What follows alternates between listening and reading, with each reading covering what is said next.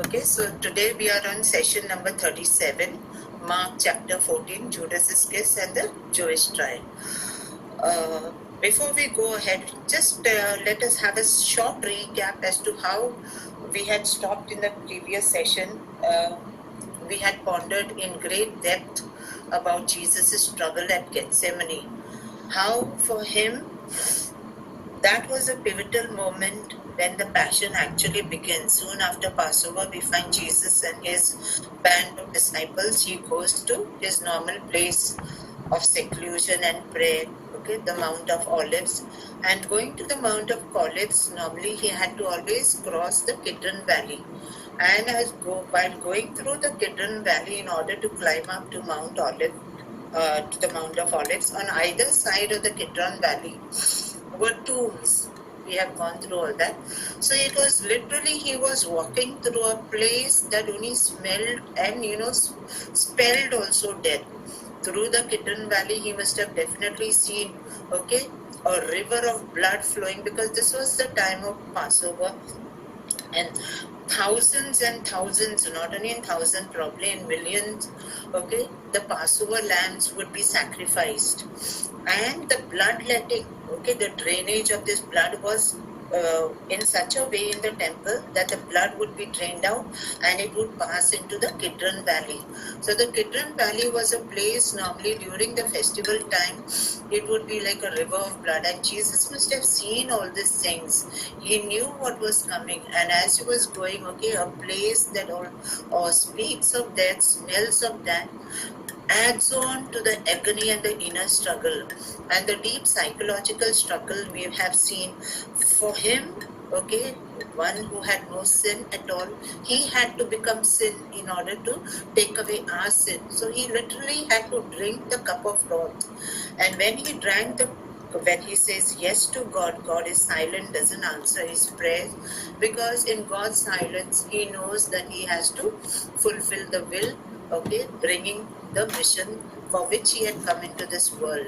So he drinks this cup to the very dregs. So he becomes that cup of wrath, and God and sin cannot coexist. And that is the reason that intense desolation, that inner dryness, he cannot feel the presence of God, which was always the well springs of his entire existence. For him, we have seen several times how Jesus was so intimate with his Father, he always called out to his Father as Abba. And that was the way he also taught us that we should be making our petitions to our Heavenly Father.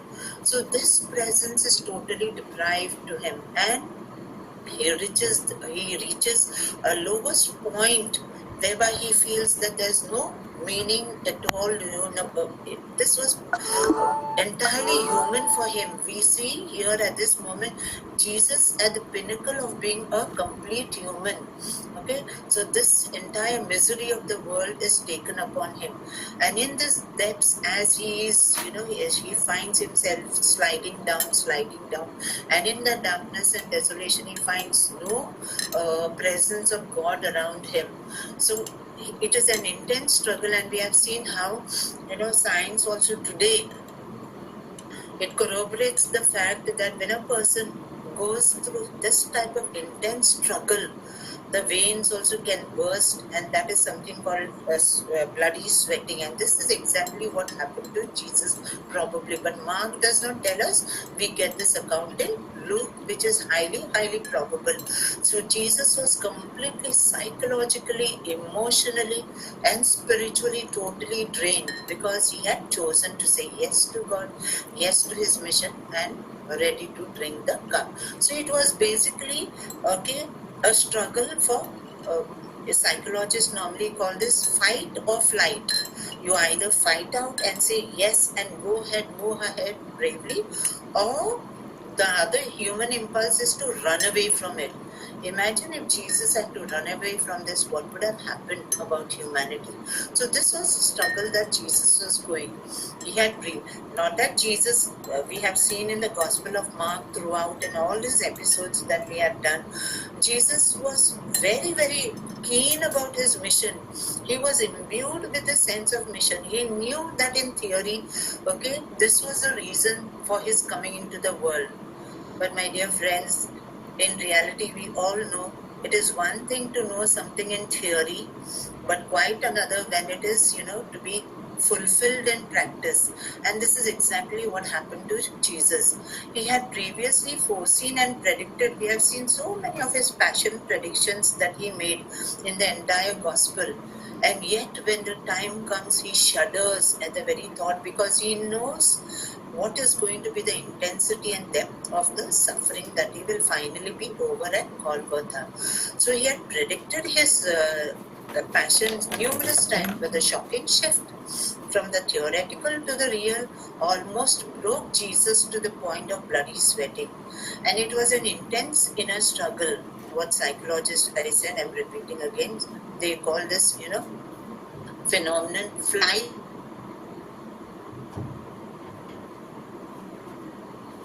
or you run away from the situation. And we know Jesus did not run away from the situation. So that was the dilemma that had gripped him this night, okay? This night, which was the loneliest of the nights that he must have ever lived. God stays silent throughout his ordeal and will continue to be silent till the cry of Golgotha thrust mankind to redemption in less than 15 hours from now. Okay, from the time he is in Gethsemane, and we have seen how later on he is arrested and taken, within 15 hours Jesus will finally die on the cross. Let us read the pericope from the Gospel of Mark. We go ahead now. The betrayal and arrest of Jesus. Immediately while he was still speaking, Judas, one of the 12, arrived, and with him there was a crowd with swords and clubs from the chief priests, the scribes, and the elders. Now the betrayer had given them a sign, saying, "The one I will kiss is the man. Arrest him and lead him away under guard." So when he came, he went up to him at once and said, "Rabbi," and kissed him. Then they laid hands on him and arrested him. But one of those who stood nearby drew his sword and struck the slave, the high priest, cutting off his ear. Then Jesus said to them, "Have you come out with swords and clubs to arrest me, as though I were a bandit? Day after day I was with you in the temple teaching, and you did not arrest me. But let the scriptures be fulfilled."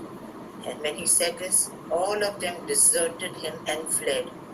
And a certain young man was following him, wearing nothing but a linen cloth.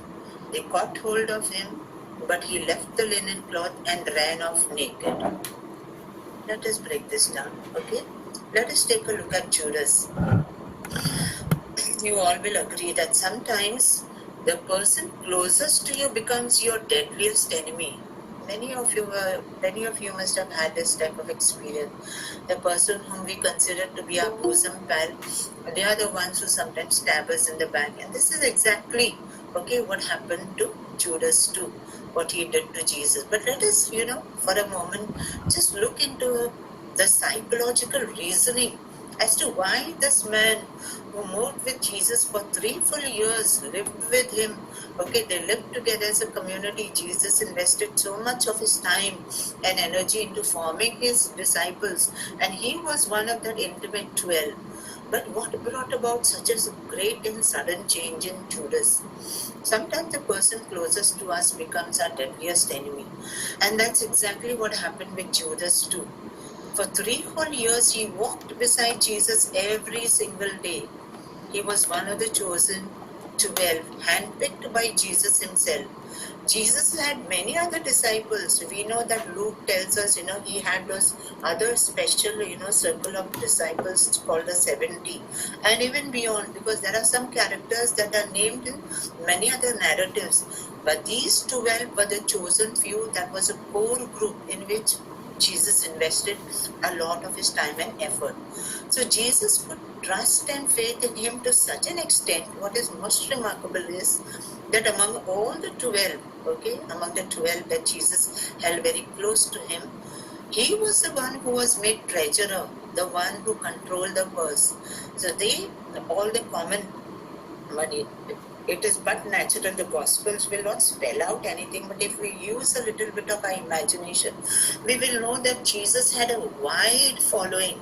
People were literally, running after him. They wanted to listen to him. So he had an amazing following of people who came along with him, lived with him also, but there were others who came only to listen to him.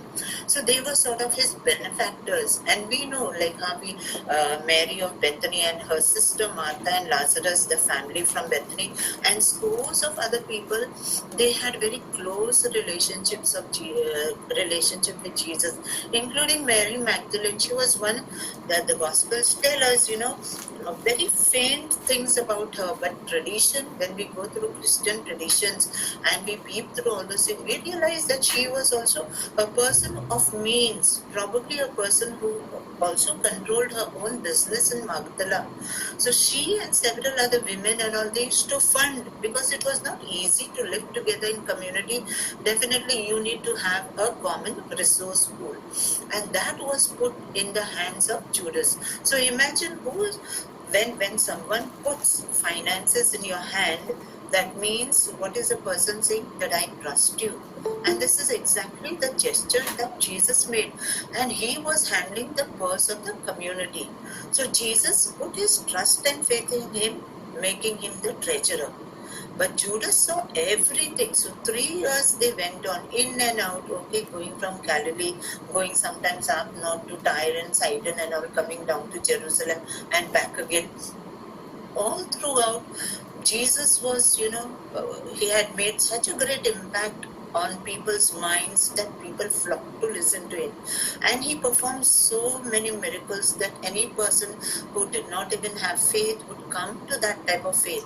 So Judas saw all these things up close and personal. He watched Jesus heal blind men, touch people, even saw people, being restored to life, like in the case of Lazarus. He heard Jesus teach with such an authority that made crowds gasp in wonder. We know the altercation that he used to have in Jerusalem, with the people. So even in debating, Jesus was unbeatable. And all this Judas witnessed close, from very close, He was there on and off with Jesus all the time. And yet, his heart stayed cold and distant from what Jesus was really doing. And this is indeed very remarkable, because if one of us had to be in the core group of Jesus' 12, we do not know whether we would have been any better. But it's a big riddle and a big puzzle as to how one can remain so untouched by the tenderness of a leader who demonstrated so much of love, not only to them, but to the people around. And yet, Judas's heart stayed cold and distant from what Jesus was really doing. Judas must have got all this very wrong. Many of the authors, biblical scholars, they surmise that there must be something behind it. Maybe when Judas agreed to betray Jesus for those 30 pieces of silver, it cannot be just simply that he just overnight, made the decision and went to the chief priest and said that he would give the signal, and that's how he would be picked up from their hideout there in the Mount of Olives. Definitely not. There must have been some gradual transformation that happened in him. And maybe the reasons that, like Jesus constantly was trying to hammer in, that his mission was to suffer and die. And this was something we have seen, like how even Peter and the rest of them, it was difficult for them. Those things were just not registering. So maybe Judas also held on to his own sort of philosophy. He must have believed probably that finally Jesus would become a powerful sovereign, a king who would kick out the Romans and set up a mighty kingdom. We really do not know, because probably this was the reason that he came and became one of the followers. So probably Judas had different plans that were, taking shape in his mind. He probably imagined himself sitting in a palace, counting royal treasures instead of small donations from poor followers. We have seen how, this was a particular time in history of Judaism, wherein that there was that air of expectation that something was going to happen, that was going to be the time when the Messiah would truly come and reveal himself and take Israel back to its lost glory. So maybe Judas felt that all this while he was holding all this small donations, whatever were received from the people around. So it was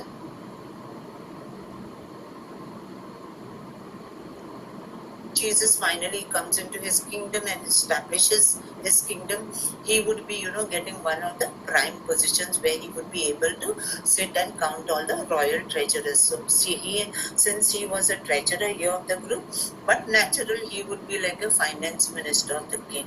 So maybe these were the dreams that he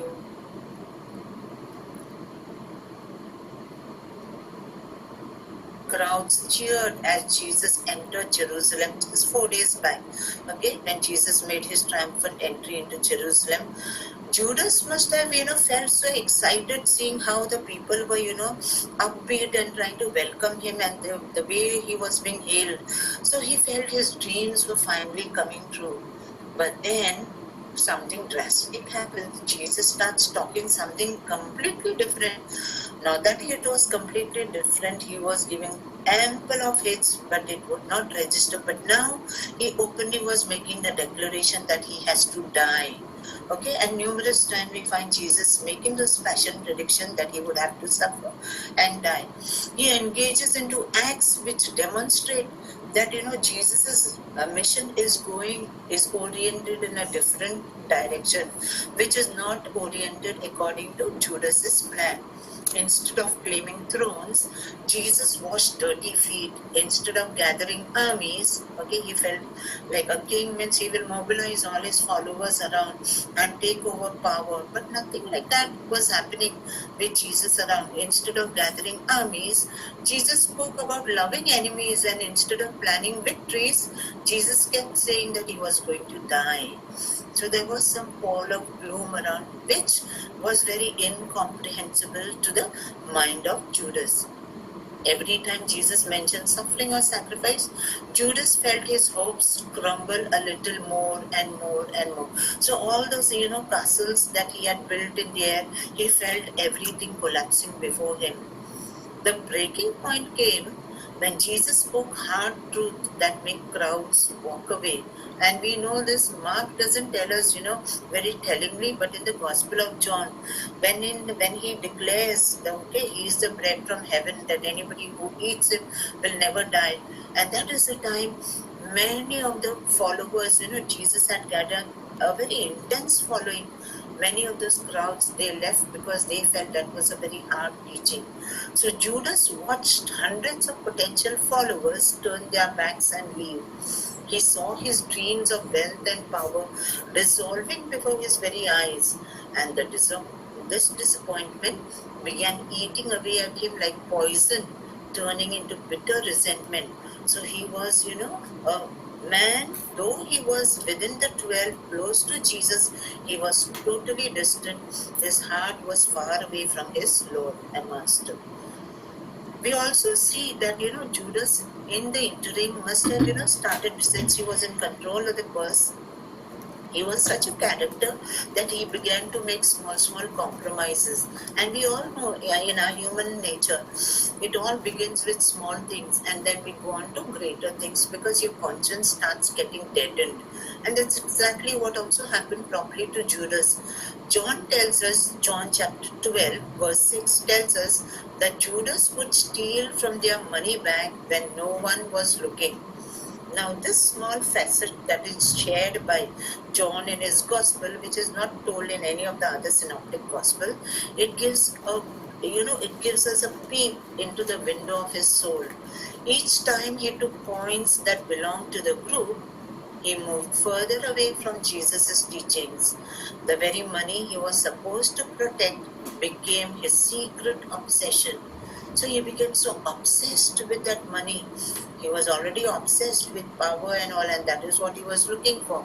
But now the money which he was supposed to be guarding, he was supposed to be the custodian of their finances, of their resources, that became his secret obsession. So this gives us, a depth into, slowly how, though he was so close, moving along with Jesus day in and day out, yet Judas lived in a totally distant world, a very completely different and a dark world. Yet Satan saw this weakness. Human nature is always like that, no? When we give in to small things and compromise with little thing, a day will come when we will not hesitate to compromise with bigger things. And that is like, from there our doom will begin, from the small thing. And Satan had seen this weakness in Judas, how he clung to power, how he, had that greed and avarice for wealth. So Satan saw this weakness and moved in for the kill. And Luke tells us very nicely, okay, that evil forces began influencing Judas's already troubled heart. So there was an intense psychological drama that was going on within his heart. He was not able to comprehend what was, Jesus' ultimate plan. But what comes to my mind is, he was with Jesus all the while. Could he not have gone and asked the Lord a very simple question? In none of the Gospels, all the four Gospels, we never find Judas asking anything to Jesus. Like in the Gospel of Mark, we will find Nathaniel posing a question to Jesus. Okay, we'll find Philip asking something, Thomas, but we never had Judas asking anything to the Lord. So he could have done, but he remained aloof and totally withdrawn from Jesus. The man who had been selected as a disciple slowly became an enemy from within, from the inside. His hope had transformed. He had come and joined the band of the disciples with great hope probably. Okay? But that hope had now transformed into something very dark and dangerous. The disciple who once carried their money bag sold his master for just 30 pieces of silver. And the tragedy about the 30 pieces of silver is, according to the book of Exodus in the Pentateuch or the Torah, chapter 21 verse 32 tells us that was the price of a slave. If anybody wanted to buy or sell a slave, that was the price that one had to pay. And Judas, when he agreed for these 30 silver pieces from the aristocratic priesthood there in Jerusalem temple, okay, it shows this act of Judas agreeing to those 30 dinars, okay, those 30 silver pieces. It must have not been dinars, must have been the half shekels from the temple which were minted over there. It shows how little Jesus valued the man he had followed for 3 years. Was 30 silver pieces the price for the Lord? Judas looks like seen to have no qualms of conscience when he agreed to bring down this price for the man whom he had chosen to follow for 3 continuous years. Pastor John MacArthur, a very famous pastor, he explained it very perfectly when he wrote. What he writes about Judas is something very nice, okay? Judas was not attracted to Christ on a spiritual level. He followed Jesus out of a desire for selfish gain, worldly ambition, avarice and greed. So wealth, power and prestige were what he was, actually looking for, and that drove him, not love for his teacher. And the transformation, we say, okay, from a disciple to an enemy becomes complete.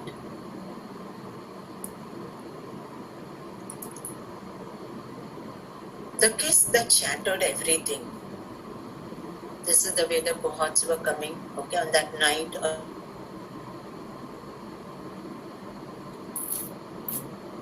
Meals and walk dusty roads with Jesus for 3 years, finally hand him over to his enemies, something very difficult to comprehend and understand. But the heartbreaking part over here is that Judas chose a method that would miss something very beautiful. We all know that kiss is a symbol of tender love and affection. But Judas chose this method to twist something beautiful into something horrible. Something that was meant to show love became the signal for death. The method he chose to betray Jesus with a kiss made his betrayal even more devastating. In first century Palestine, we all know, even now it continues to be so, but particularly at the time of Jesus, okay, in Palestine, a kiss was how men greeted each other. Okay, a light peck on the cheeks or sometimes on the lips also. They greeted each other respectfully, not only showing affection but also respect. Friends kissed friends, students kissed their teachers. It was a gesture that, indirectly said, I honor you or I care about you. So a kiss was supposed to be a symbol of tenderness, okay, reflecting the depth of relation between two people who are very close to one another. Yet Judas had twisted this beautiful custom into something cruel and calculated. The method he chose to betray with a kiss made his betrayal even more brutal and poignant. He used the most intimate sign of human friendship to destroy his master. The tenderness of a kiss became the signal for violence. The same lips that had eaten bread with Jesus now marked him for death. Yet Jesus looked into Judas's eyes and asked the most painful question in history. Jesus calls him friend, but not in the Gospel of Mark. In the Gospel of Mark, we realize Jesus does not respond, he remains silent. But Luke and also Matthew tell us that Jesus addresses him, calls him friend. Is it with a kiss that you are handing over the Son of Man? Even in that moment when Jesus, calls him, okay, friend, Jesus is still appealing to him. It is like, Jesus called him friend, not out of anger, hatred. Nothing was there in this moment of intimacy, though he knew this was an act of ultimate treachery. But yet, even in the darkest moment here, Jesus was still trying to, appeal to him. Okay? Just the no hatred, nothing on Jesus' side, but something very sad. The broken heart of a teacher watching his student embrace destruction. When Judas came and kissed Jesus, that was a prearranged signal that he was the one that the cohort of soldiers of the temple guards who had come to arrest, they should catch him. So that was a sign of death. So Jesus looks him in the eye and he asks him this question. Mark, however, does not tell us this. In his narrative, Jesus just remains silent. But I'm sure Mark was the gospel that was written first. So probably the details that were left out in Mark, because Matthew and Luke took most of Mark and added on some of their own material.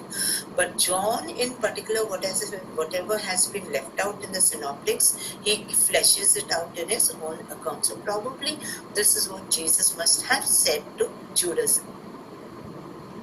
Judas had probably expected Jesus to use his miraculous powers and all to escape. That is what many of the scholars and all surmise, because it's very hard to comprehend how, a man who was there with him all of a sudden have such a drastic change. Maybe he thought that if he, hands over Jesus, Jesus would be compelled to demonstrate his power, okay, the heavenly power as well as the kingly power that God would, give him. So this was what probably was the plan of Jesus, but we cannot really be very sure about that. Maybe he thought Jesus would finally fight back and claim the throne, which Judas was eagerly anticipating.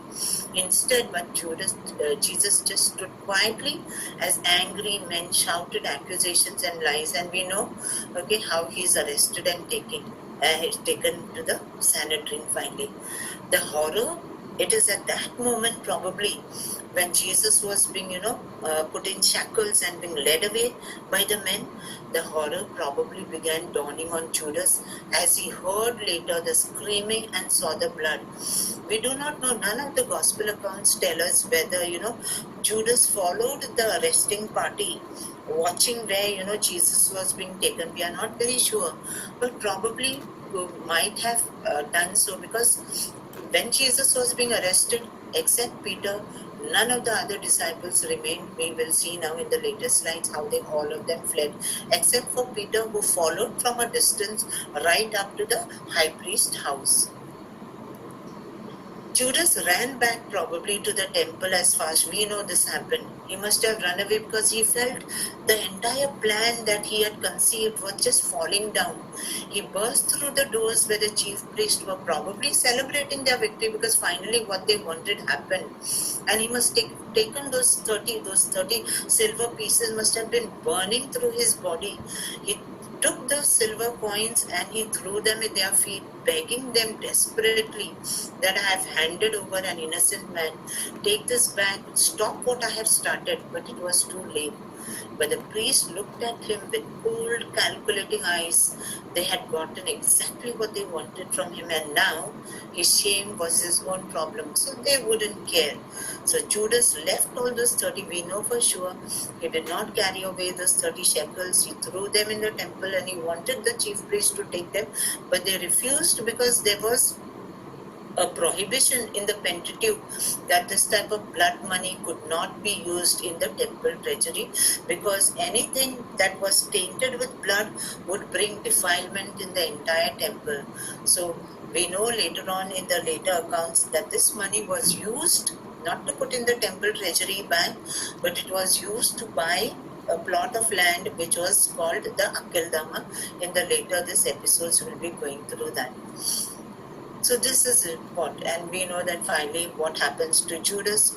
Judas embraces destruction, he hangs himself, and the 30 pieces of silver were used to buy the plot of land where people who came to Jerusalem and whose bodies could not be claimed by anybody, they would be buried on that sort of land. Why was a kiss needed to identify Jesus? This is very strange. I remember many a time this thought used to come to my mind.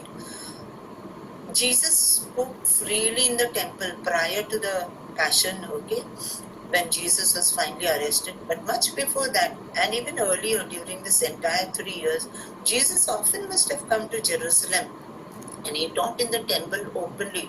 And massive crowds, he was like a great crowd puller. So he was a very famous figure. So how is it that the temple guards, because the temple guards would be from among the Levites, who were from the lower rung of the priest, okay? They were not part of the aristocratic priesthood, but the temple guards were from among the Levites. The Levites had multifaceted functions. It was not only like they would assist in the carrying out of the cult in the temple, but they also were scribes, okay? Among them, they were good at writing. They were also sometimes judges. They would hear cases, okay, at the gate of the city. So they had, lots of functions, the Levitical, the Levites. So the temple guards also were Levites, and probably the arresting party were the temple guards who had come to arrest Jesus, because it is not likely that the Roman soldiers came there, okay, on the Mount of Olives to arrest Jesus. It was a Jewish leadership that had given the signal for his arrest.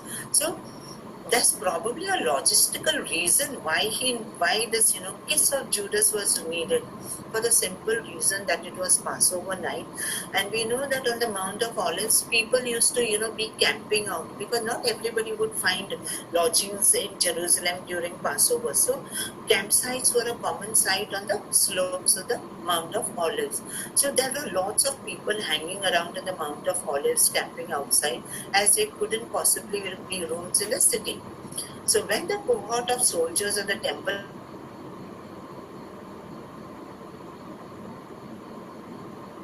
along with them, they were all very quiet. They must have felt reassured. They were just taken aback because they didn't know what was happening. We know that the disciples were, their eyes were heavy with sleep. They were half dozing also, probably when Jesus gave the signal that arise, okay, the enemy is close at hand. He tells them, okay, and wakes them up. But they are still not able, to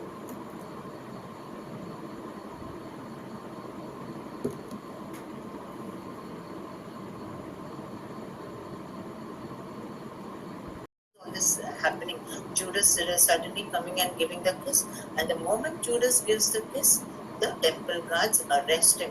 So this kiss probably was meant in order to ensure that the wrong man would not be arrested, because they were all similar prayer shawl on their heads and all. So they were mostly very similar looking people. And remember, it was the 14th of Nisan.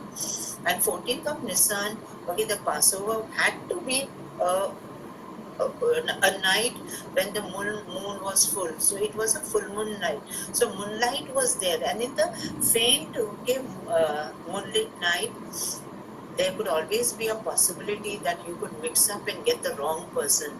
So Judas's kiss was a pre-arranged signal to indicate who was the exact target.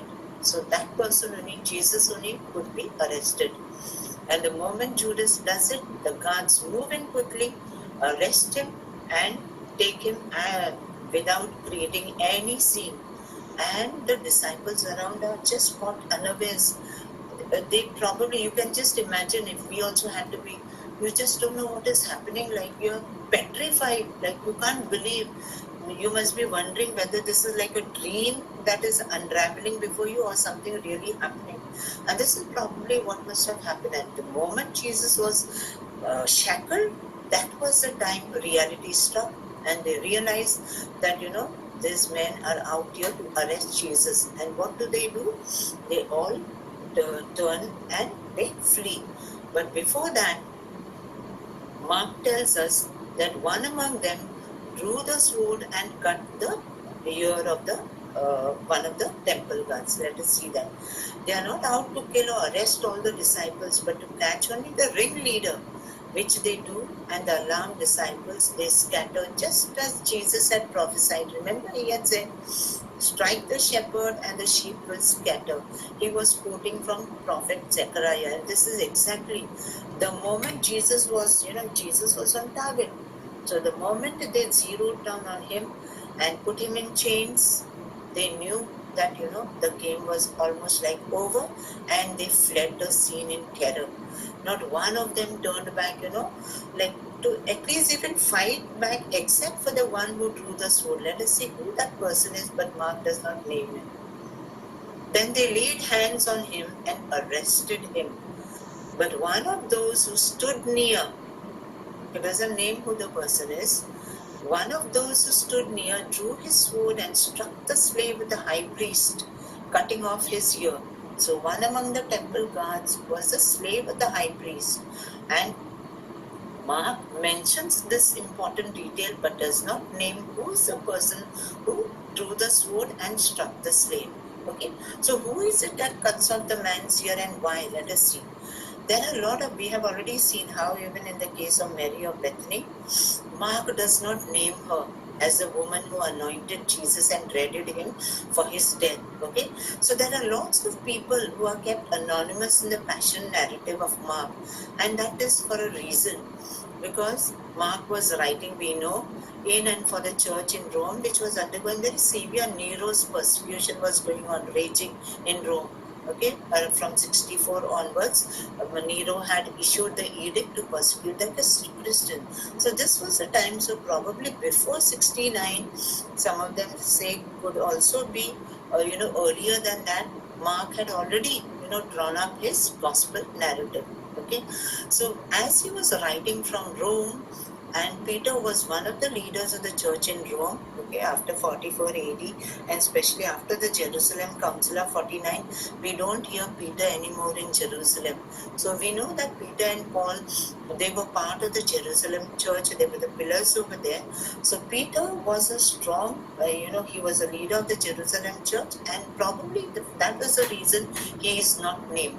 Hence, it would be unwise to reveal names, especially of Peter, as he was at the head of the community in Rome. It is in John's Gospel, okay? John tells us that it was Peter who cut the ear of the high priest's servant. He also names the servant, okay? Mark doesn't name the disciple who drew the sword, neither does he name the slave, but John does. So it is very well, okay? Well, the name of the high priest servant was Malchus, and John gives us this important detail. So it is very well, okay, that it definitely might have been Peter, and John Mark, being the writer of the gospel, could have known that but was discreet in not naming him in the narratives. Then Jesus said to them, Have you come out with swords and clubs to arrest me as though I were a bandit? Day by day, I was with you in the temple teaching, and you did not arrest me. But let the scriptures be fulfilled. And Jesus here is in complete control.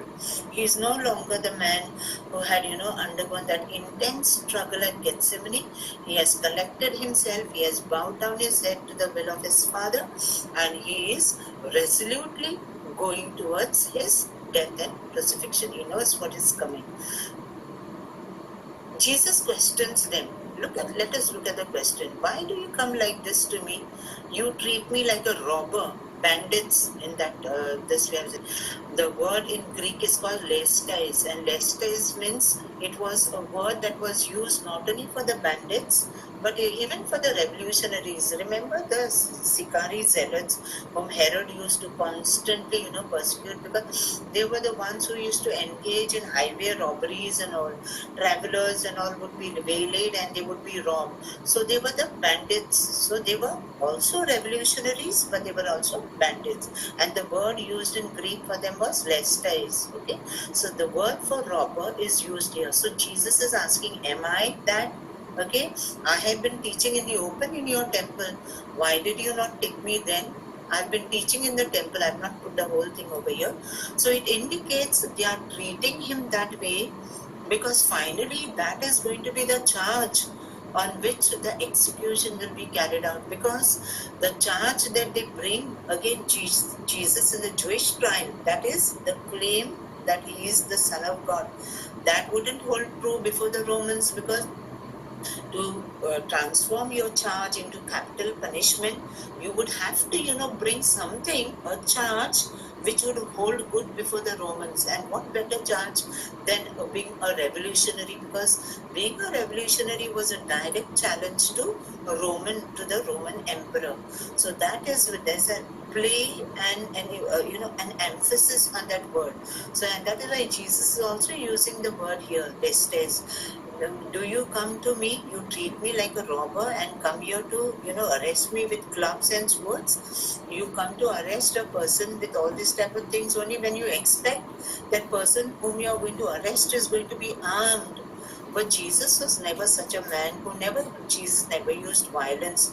We know this. So how was it justified that this entire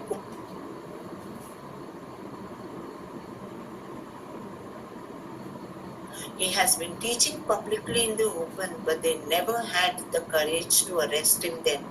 But now they are coming themselves like thieves in the dead of night. Okay, look at the irony of the word. Okay, that is a play on the word, like they are the ones who are actually acting like thieves. Okay, because they were afraid of the people. They didn't want to of arresting Jesus in broad daylight because they knew there would be a big riot.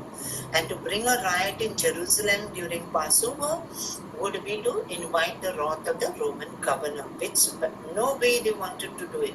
And that is why, okay, by stealth, they wanted to, capture Jesus and see that, they would finally put him to death. But under cover of darkness and of night, they come with weapons to seize him. So who really is acting like a robber here? Is it Jesus? It is the arresting party themselves. The entire Jerusalem priesthood, they are the criminals who are acting like, they're acting like the robbers who can't perform their deeds in broad day, uh, in the in the daylight, but more in under cover of darkness. So here they are the ones who are actually acting like the robbers. Jesus, we know, has already said in chapter 11, verse 17, using the language of Jeremiah. You remember the temple cleansing act? You made this place into a robber's den. So Jesus has already made a charge against the Jerusalem priesthood that they are robbers, because the entire establishment, he compares it to a den of robbers. So obviously he calls them thieves themselves. So talking about the aristocratic priest, this was the charge who had made. So really, who is acting like a robber? It is they and not Jesus. They are ultimately going to charge him and hand him over as a revolutionary, okay, as a lestais only, to Pontius Pilate to get a death sentence on him. So it is, his narrative actually cuts their whole narrative. That is the emphasis of that word. Now all of them deserted him and fled. Let us reflect on this. And after that, in the next verse, Mark tells us a certain young man was following him, wearing nothing but a linen cloth. They caught hold of him, but he left the linen cloth and ran off naked. Now let us see this. Okay, the disciples fleeing the scene. Jesus has been put in chains. He's carried off, okay, to the house of the high priest. He will be produced before the Sanhedrin. We'll see now. In the same gospel, we had found the disciples telling Jesus, "We have abandoned everything and followed you." Remember how they were, literally sometimes engaging in those petty squabbles, saying that I want to be at your right and I am on your left. Remember those two brothers, okay, James and John, and the other disciples were very angry. And then suddenly even Peter saying, "We have abandoned everything. What are we going to get?" But here, these are the very same disciples who was telling very emphatically, "We have abandoned everything and followed you." But today, tragically, on this night, okay, at Gethsemane, what is happening? They have been abandoning things, but now here they are abandoning Jesus. Jesus had warned them, okay, to flee when they see the abomination of desolation coming. Remember, this was the prophecy Jesus had made about the fall of Jerusalem, and he had warned them that when you see signs of trouble, that will be the sign for you to leave Jerusalem and go. But was this such a, time? Was this what Jesus had predicted that was coming true? Not at all. There was no abomination of desolation. There was no desecration or nothing at all coming.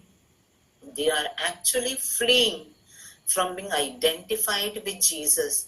And that was the sad truth, the tragic irony over here.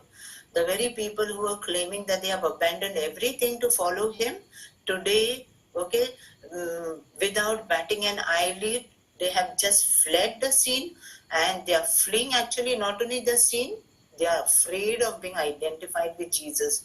They are literally, when a ship in ancient times, when a ship was about to collapse, they would do something called jettisoning.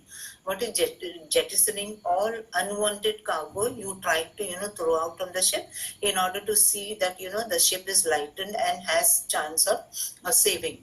So here, what were they doing? They were just abandoning Jesus in order. All that they could, all that came to their mind was only they themselves and about their safety.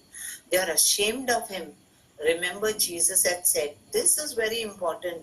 I don't think all the disciples were only afraid and that is why they fled the scene. Probably when they saw Jesus was put in chains and being dragged like an ordinary criminal, that was the moment, okay? Some of them at least must have felt ashamed of him and didn't want to have anything to do with him, or be identified with him. And remember, Jesus had said, if anyone is ashamed of me, I too will be ashamed of him on the last day. And whoever wishes to follow me must take up his cross and follow me. But were the disciples Jesus bear his cross? Okay, and this was actually what the disciples should have done. They didn't take up the cross to follow him, but he did predict these things would happen. And when we see the behavior of the disciples, his close comrades and friends, those whom he loved so intimately, we see a mirror of our own lives too. I don't think we would have been any better had we been part of that core group of the 12. Look at the young man. A young man followed with nothing, and he left the linen cloth and ran away naked. Why is this even recorded here? This is a very strange detail in Mark's gospel. You will not find in any of the other synoptics, nor also in John's gospel. And why is this event even recorded here? Now, when we go, okay, I will tell you why this is recorded here. Probably many of the scholars, they surmise that in this, there is a hint that probably it was the author of the gospel himself, John Mark, who probably was a citizen, okay, a resident of Jerusalem, because his mother, okay, Mary of Jerusalem, probably early Christian tradition says that Mary of Jerusalem was John Mark's mother. So probably there must have been a time that young John Mark was living there in Jerusalem. And many of the scholars make this, guess that probably the man who was following him from behind, wearing nothing but that outer linen cloth, he must have been the writer of that gospel. But equally, there are other scholars who refute that this is not plausible. Whatever it is, he leaves behind, okay, the linen cloth, and he runs away naked, because in that confusion and that commotion of the arrest, we do not know what he was doing over there, okay, whoever this young man was, because this is the place where only Jesus and his disciples were there gathered. But what was this particular man doing is really a mystery. So whatever it is, he must have seen the commotion, and he was very curious to know what was happening, but probably could have also been a follower and admirer of Jesus who was following him. So when one of the arresting party saw him, one of the temple guards wanted to pounce upon him, he literally in terror fled away from there, and fled in such a way that he even left the linen cloth, because maybe the temple guards must have tried to grab him, but he left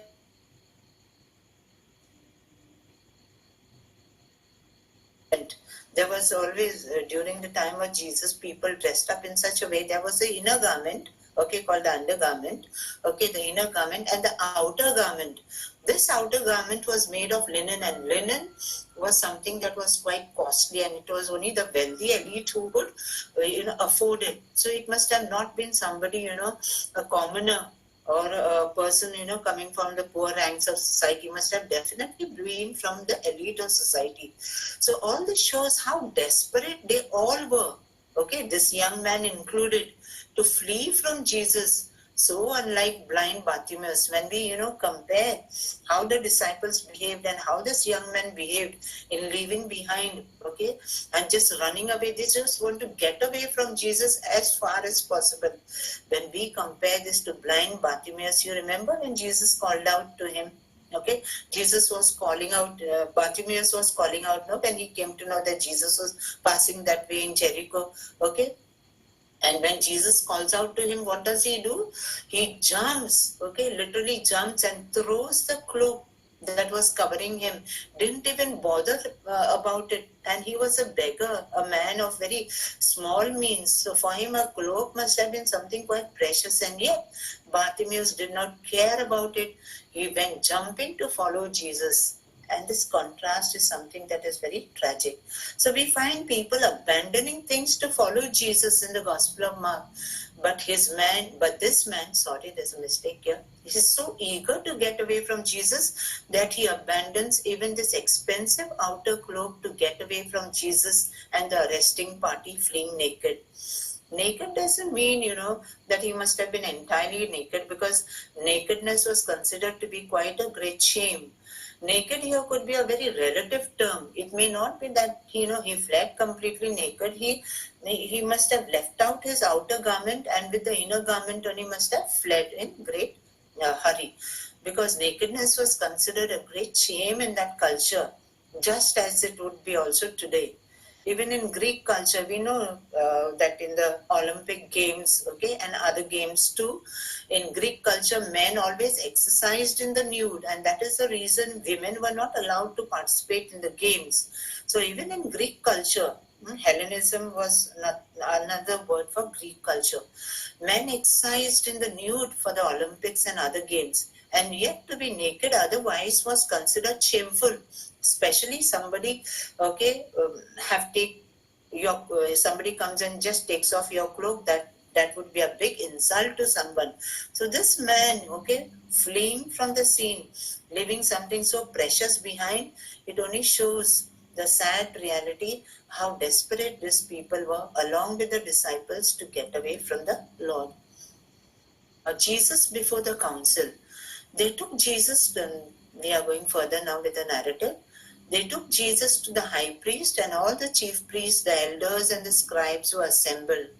Peter had followed him at a distance right into the courtyard to the high priest, and he was sitting with the guards warming himself at the fire. Now the chief priest and the whole council were looking for testimony against Jesus to put him to death, but they found none. For many gave false testimony against him, and their testimony did not agree. Some stood up and gave false testimony against him, saying, "We heard him say, I will destroy this temple that is made with hands, and in 3 days I will build another not made with hands." But even on this point, their testimony did not agree. Then the high priest stood up before them and asked Jesus, "Have you no answer? What is it that they testify against you?" But he was silent and did not answer. Again the high priest asked him, "Are you the Messiah, the Son of the Blessed?"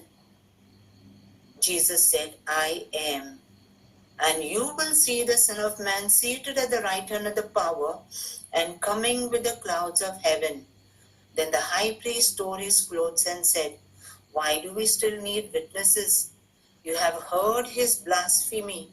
What is your decision?" All of them condemned him as a deserving death.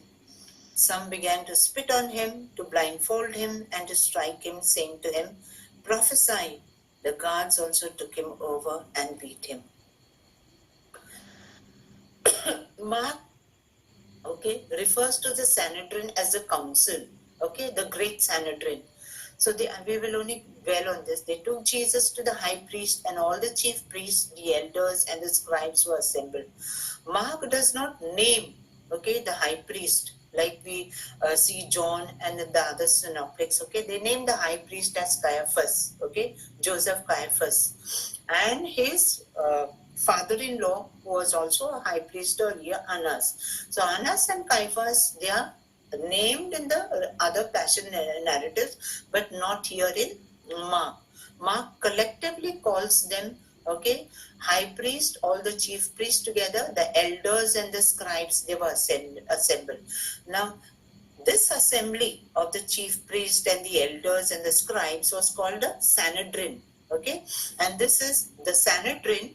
There were two types of Sanhedrins. There were, Sanhedrins that were at the local level, that is at the level of the villages, sometimes of towns and all, and the one that was operating in Jerusalem from the temple precincts was a great Sanhedrin, and it always operated from the chamber of hewn stone. It was called the hewn stone. To hew means to cut out with the help of some iron implements. Okay, so the chamber of hewn stone in the Jerusalem temple was where the great Sanhedrin normally convened. Now this word Sanhedrin, okay, when we talk about this council where Jesus is now brought in in the dead of night, Sanhedrin was a Jewish legislative come judicial body. When we say legislative is a body that has the power to pass on laws.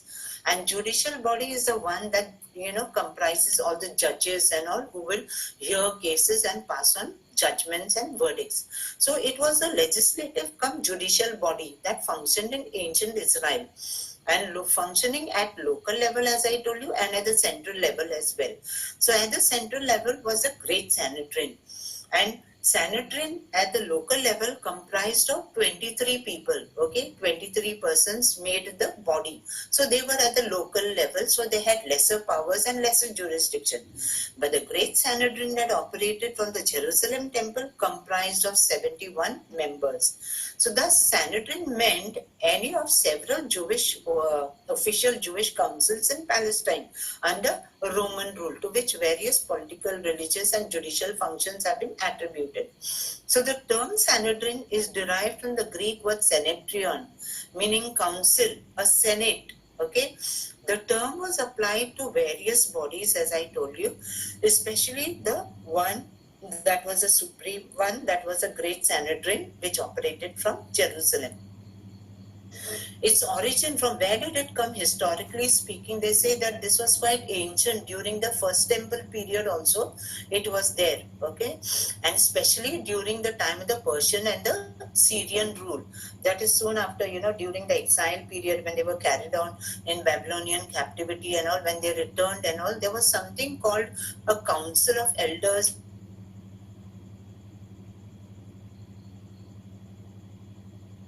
operated during the Roman times at its origin. And as I told you, they had 71 sages, and at the head of it was always a president from among the chief priests. Prior to the fall of the Jerusalem temple, it was a chief priest who was the Nasi or the president, and plus they after the 70 AD fall of the Jerusalem temple,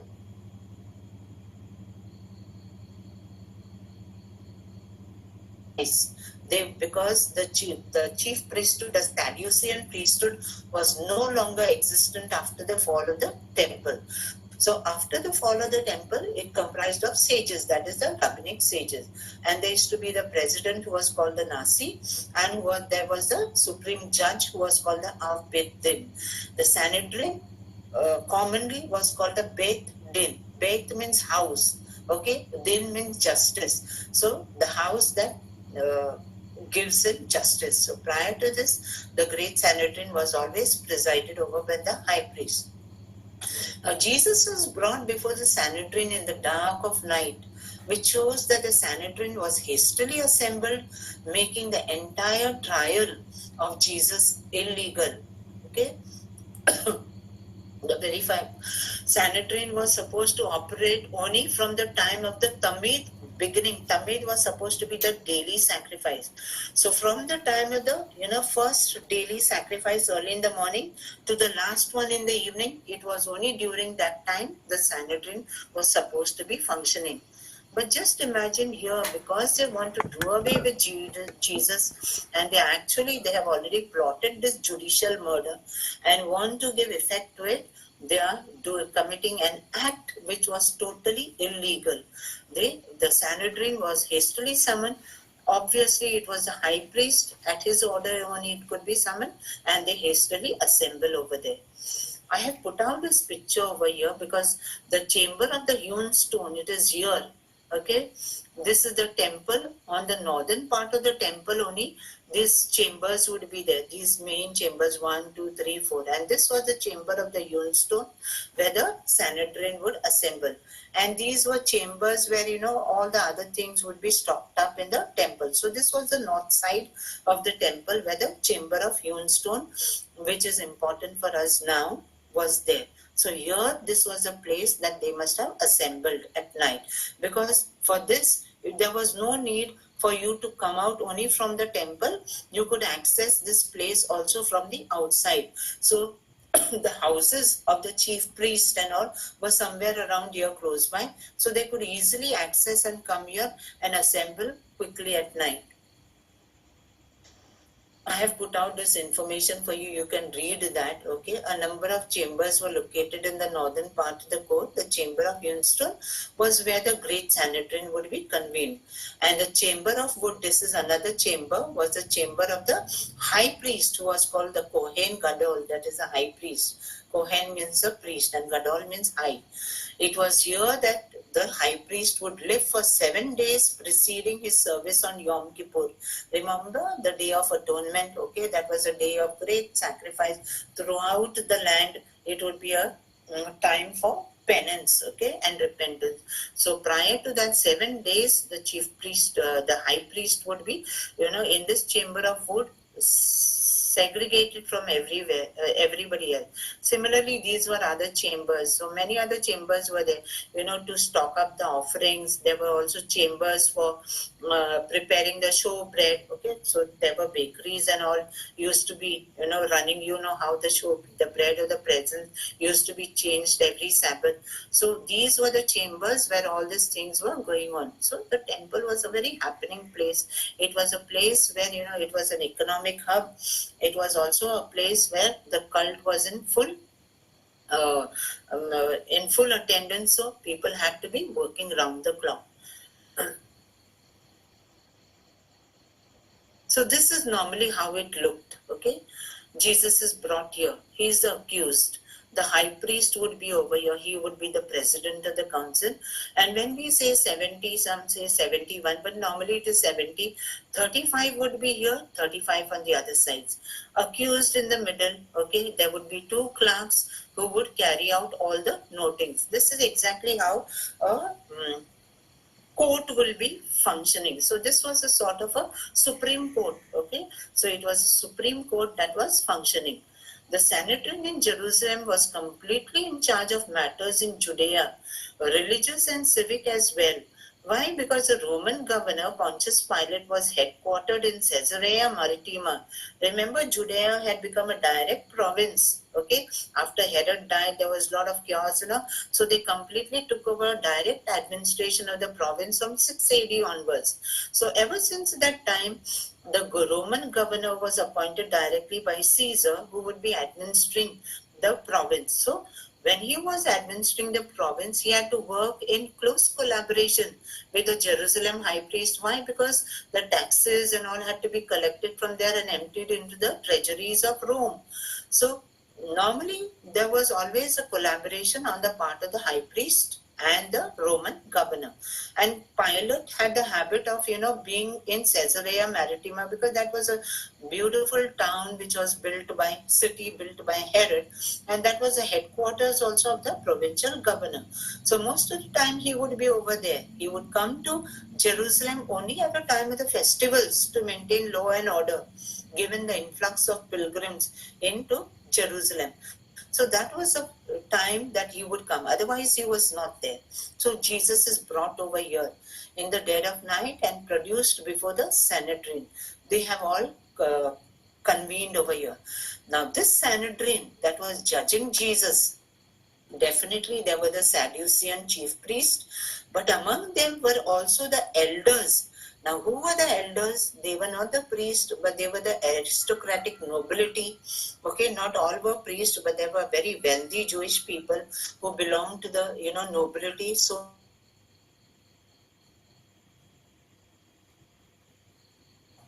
the elders and the scribes. So scribes and also the Pharisees. So we don't know exactly, because the whole thing is shrouded in mystery, what really comprised the Sanhedrin at the time of Jesus, this 70 or 71 men, whoever they were, whether they were, 50% all priests, 50% Pharisees, we do not really know. But it was a combination probably of all of them. For many, sorry. So we have verse 55. Now the chief priest and the whole council were looking for testimony against Jesus to put him to death, and they couldn't find anything. So imagine, they are struggling because by hook or by crook, they want to see that, they deliver a capital, punishment to Jesus, and with the help of their Roman collaborators, they are hell-bent on seeing that Jesus is going to be dead. But they try to bring lots of charges. Obviously, people from outside can't be there in the Sanhedrin. It is only the members of the Sanhedrin. So among the people from the Sanhedrin, all of them, they must have been instigated, pre-planned by the Jewish, aristocratic priest all here, that they are going to bring this charge, that charge. But what happened is, whatever charges they were trying to bring before Jesus, there was no agreement.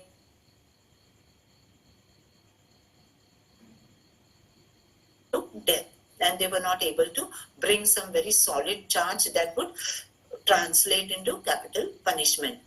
Many gave false testimony against him, and their testimony did not agree. Some stood up and gave false testimony against him, saying, "We heard him say that he will destroy this temple that is made with hands, and in 3 days build."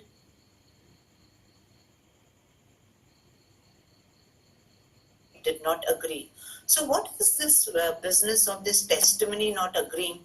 It was very, very important as per biblical law, okay, that the testimony had to agree if you were going to condemn an accused who has been brought to trial.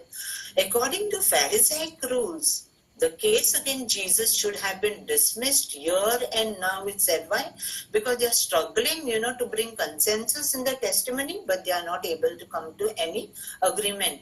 So here, according to Pharisaic rules that we know what is recorded in the Mishnah later, if we go by that, the very fact that there was so much of disharmony in what they were saying, that itself should have been the occasion to throw the case out, dismiss whatever charges were brought against Jesus, but nothing like that happened. Since they couldn't get the witnesses to agree, If witnesses could not agree on a capital charge, they would be executed under biblical law contained in Deuteronomy. But shockingly, the trial just moves on. Look at the glaring injustice over here. You are bringing witnesses who are not able to agree, and according to biblical law, the moment your testimonies don't agree, what is the meaning of that testimony not agree? You are making a false accusation. You are not able to sustain what allegation you are making against the accused. And for such a thing, okay, if you made false testimony, we know in the 10 commandments also it is there, you cannot bear false testimony against your neighbor. So that was punishable with death. So here the moment there are so many of them bearing false testimony, it is borne out in full view of the Sanhedrin, and yet shockingly the trial just moves on. And Jesus is completely aware about this.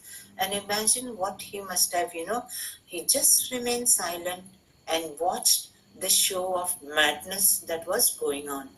They do this because they are desperately looking for a charge to frame and execute him.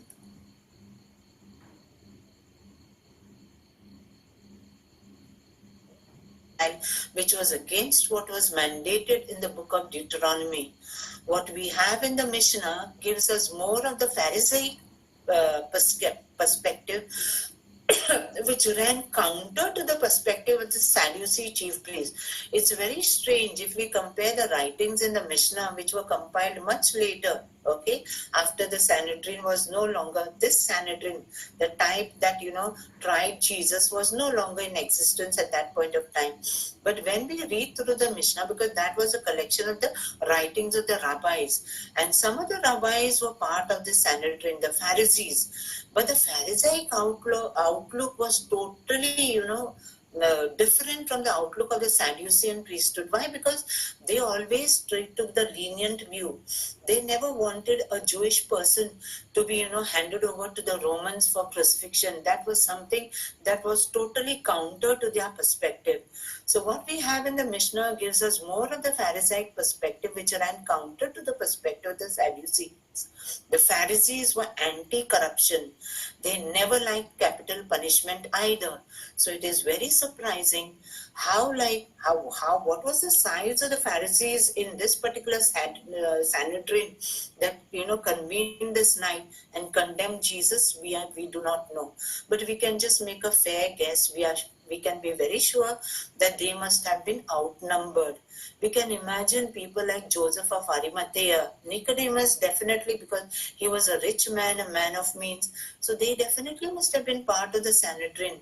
And surely they must have tried their best in order to dissuade the others to, not push for capital punishment against Jesus. But all their efforts must have been in vain. Unless a charge of desecration of the temple was made out, the Pharisees generally would never ratify handing over a Jewish person to the Romans for execution. Okay, Pharisees would be against a lot of things that happened this night. It is very strange. Sometimes we think that Jesus' bitterest enemies in the entire narratives of the gospel were the Pharisees. Mind you, friends, it wasn't so. It was, we find Jesus, head on having debates with the Pharisees because they were actually the ones who were following him. They were attracted to his teaching and wanted to know. Not all of them, we can say, but a majority of them did, align with what he thought, but not the aristocratic priesthood, which was known to be very corrupt. We know this from the writings of Josephus in the Mishnah also and the Dead Sea Scrolls. They mention a lot of incidents of corrupt, Jerusalem aristocratic priesthood. I've put out this like what was mentioned in the Talmud, okay? The Talmud comes down heavily on this, the Sadducean priestly houses. There was one particular house of Patros. There was another one called Boetis, house of Ishmael, son of Phiabi, and house of Catros. See all these things that are written over there, okay? The house of Catros is known as one of the families of high priests who in practical terms ruled the Jews of Palestine in the days of the Roman procurators. We have to bear in mind that when Herod had become king of Judea, he had abolished the Hashmoneans, because the high priest came from their family, the Hashmoneans. So when their house was dissolved and Herod took over the reign, the high priest and all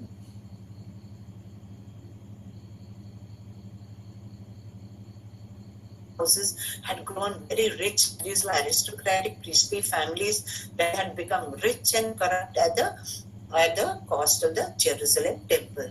Okay, this particular thing is there in the Talmud. Woe is me because of the house of Boethus. Woe is me.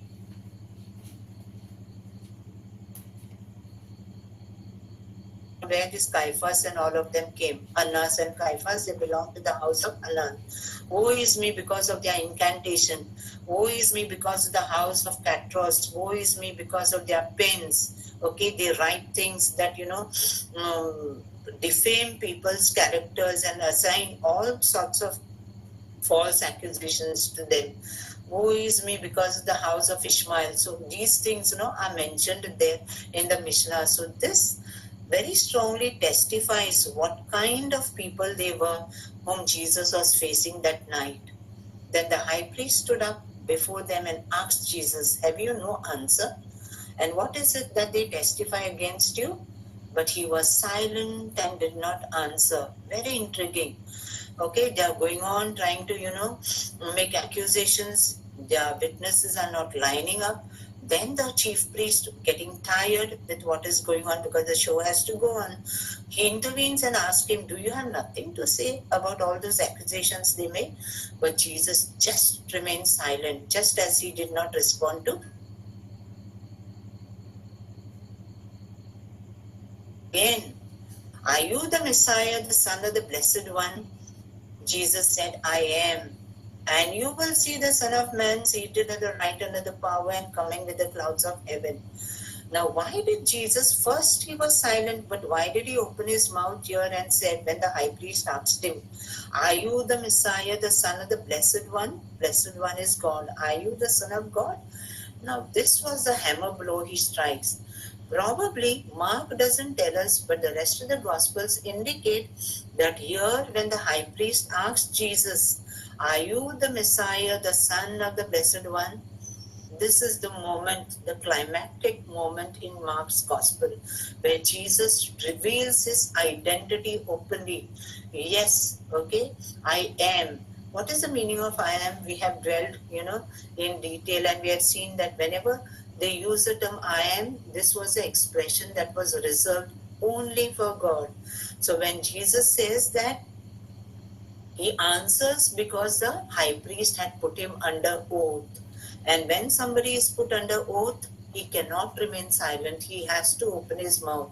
So when when the high priest asks him and puts him under oath and asks him to answer, "Are you the Son of the Blessed?"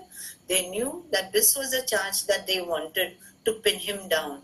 And this is what Jesus finally says. And he knows, okay, when he says, "I am," and you will see the Son of Man seated at the right hand of the power, God, he doesn't refer, okay, he uses the word power referring to God, and coming with the clouds of heaven. What is Jesus referring here? He's referring to the prophecy of Daniel, okay, of the coming Messiah. And then the high priest tore his clothes. When the high priest heard this, okay, when Jesus reveals his true identity, he admits his identity even at the cost of death, knowing fully well that the moment he admits this, makes this admission, he will be condemned to die. Okay, the high priest rends his garment, okay, tears his cloak. Why do we still need witnesses? You have heard his blasphemy. And what is your decision? And all of them, okay, condemned him as deserving death. Now, when the high priest tears his garment, this was itself, there were many things that were totally wrong, seditious and sacrilegious, that were happening in this Jewish trial. We have seen how the witnesses, they were not, in agreement. And here, this act of the high priest of tearing his garment was sacrilege, because it was forbidden under biblical law of Leviticus chapter 21:10. Look at what Leviticus says. "And he that is high priest among his brethren upon whose head the anointing oil is poured, and that is consecrated to put on the garments, shall not let the hair of his head go loose, nor rend his clothes. Look at this. He cannot, tear his garments because that is sacred. And he indulges in an act which is totally against the biblical law. But nobody dares to say anything. Okay? Because everything was permissible this night. Okay? All the bending of rules and all were allowed just in order to transmit their charge finally into a Roman conviction. It is shocking that the high priest decried blasphemy against Jesus when he admitted his true identity as the Son of God and quoted the book of Daniel. Why is this shocking? Shocking for the simple reason that the same chief priest, who are having recourse to this book of Daniel, what was stated out when Jesus says, yes, I am, the Son of God, the promised one as quoted in Daniel chapter 7, they make a big hue and cry about it, but these are the same people who do not believe in the books of the prophets. They only believe in the Torah, only the Tanakh. For them, it is only the 5 books of the Bible, which is holy scripture, sacred scripture, and they completely rejected the writings of the prophets. But this is the same scripture that they will have recourse to and have no qualms in resorting to the same corpus of prophetic writing to have Jesus condemned to death and make it as a foundation of their charge. This is the last one, just telling you that the great Sanhedrin ceased to exist at Jerusalem after the disastrous rebellion, we know that. But it went on because we know at Yavne and all the Talmudic literature and all was the outcome of this assembly that went on. But it went on only till 425 AD, after which it was totally dissolved, It used to be composed of leading scholars as it functioned as a supreme religious and legislative and educational body of Palestinian Jews after the rebellions, after the first Jewish revolt and the Kokba revolt. This Sanhedrin, which functioned from Yavne, from where all the Talmudic literature came, that was the only one that was recognized by the Romans, and the head of that Sanhedrin or that body was the Patriarch. He was called the Patriarch or the Nasi, was also sometimes called the Ethna. But this whole Patriarchate of the Sanhedrin, it ceased in AD 425. Although there have been even of late, the people in Israel still are attempting to re-establish the Sanhedrin in modern times. With this, we come to the end of today's session. We will be continuing part of what Judas does when we link it to Peter's denial in the coming Sunday session. Any questions?